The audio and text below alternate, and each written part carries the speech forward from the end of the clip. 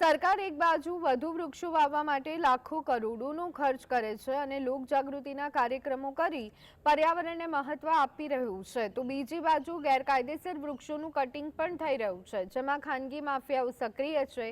સાથે સાથે સરકારી કચેરીઓ પણ વૃક્ષ છેદનને આડકતરી રીતે કરવામાં આવતું હોવાનો ઘટસ્ફોટ થયો છે, જેના પગલે પ્રકૃતિ પ્રેમીઓમાં રોષ જોવા મળી રહ્યો છે।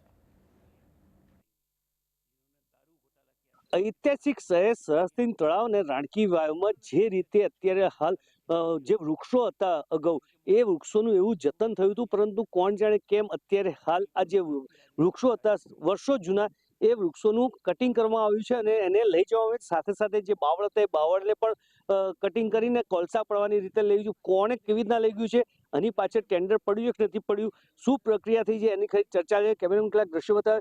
અહીંયા પહેલા ઘેઘુર કહી શકાય એવા વૃક્ષો હતા, લીમડાના ખૂબ જ સરસ વૃક્ષો, બીજા ઘણા બધા વૃક્ષો હતા, પરંતુ આ કંઈક રીડેવલપના નામે આ બધું જે રીતે નિકંદન કાઢવામાં આવ્યું છે, એક બાજુ સરકાર વૃક્ષો વાવો એની વાતો કરે છે, બીજી બાજુ આ જે વૃક્ષોનું નિકંદન થયું છે એને લઈને જે પર્યાવરણ પ્રેમીઓ છે એ લોકોને ક્યાંક ને ક્યાંક લાગી આવ્યું કહી શકીએ એવું છે। કારણ કે જે અહીંયા વૃક્ષો હતા એ વૃક્ષો ઉપર વાંદરાઓનો પણ નિવાસ હતો અને આ જે કામગીરી કરવામાં આવી છે કયા હેડ અંતર્ગત કરવામાં આવી છે, એના માટે ટેન્ડર પાડવામાં આવ્યું છે, એના પૈસા જે લાકડું ક્યાં ગયું છે, કોણ એક ચર્ચાનો વિષય બન્યો છે।